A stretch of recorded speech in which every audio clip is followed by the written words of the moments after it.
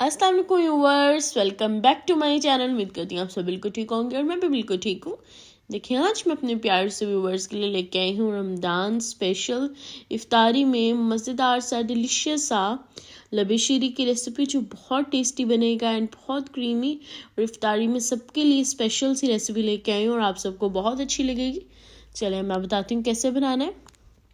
यहाँ पे देखिए, मैंने कलरफुल सेवियाँ ले ली थी, उन्हें मैंने बॉईल करने के लिए रख दिया है।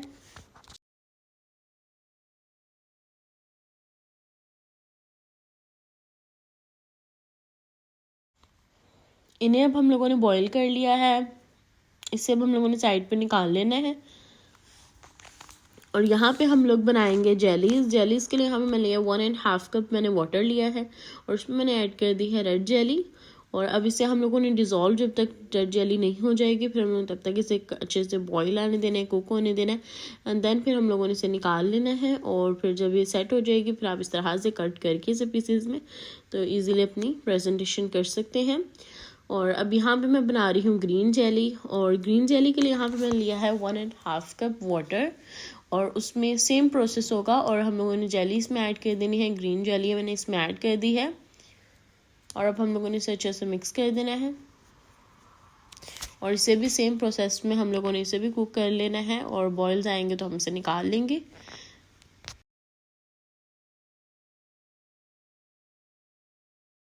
जैसे कि आप देख सकते हैं अब हम लोगों ने इसे निकाल लिया है और अब हम लोगों ने इसे सेट करके रख देना है।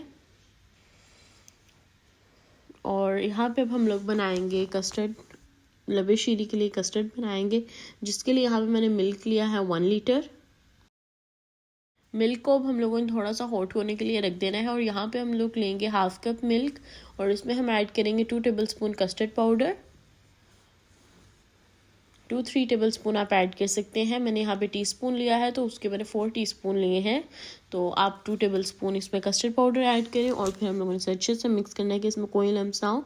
और पहले हम लोगों ने यहाँ पे शुगर अब ऐड कर देनी है। जब शुगर डिज़ोल्व हो जाएगी फिर हम इसके अंदर कस्टर्ड पाउडर ऐड करेंगे, कस्टर्ड मिक्सचर ऐड करेंगे। पहले हम इसकी शुगर को डिज़ोल्व कर लेते हैं। और यहाँ पे आप देख सकते हैं हमने कस्टर्ड मिक्सचर को है वो रेडी कर लिया है अच्छे से मिक्स करके। तो यहाँ पे हम इसे डालेंगे इस तरह से 1 बाय 1, इसे थोड़ा थोड़ा करके ऐड करेंगे इसे हम, और साथ साथ हम इसमें मिक्स करते रहेंगे। तो मिक्स करने के बाद जब हमारी इसकी कंसिस्टेंट जो है परफेक्ट हो जाएगी, इसमें बॉईल आना स्टार्ट हो जाएंगे, फिर इसका मतलब ये रेडी है। और जब ये डन हो जाएगा फिर हम लोगों ने यहाँ पे ऐड करनी है क्रीम 3 to 4 टेबल स्पून। तो थोड़ी देर 5 मिनट्स से कूल करेंगे एंड फिर हम इसमें क्रीम ऐड कर देंगे। और क्रीम ऐड करने के बाद फ़ौरन से हम लोगों ने ऐड कर देनी है अपनी सेवियाँ, कलरफुल सेवियाँ, तो वो ऐड करेंगे हम।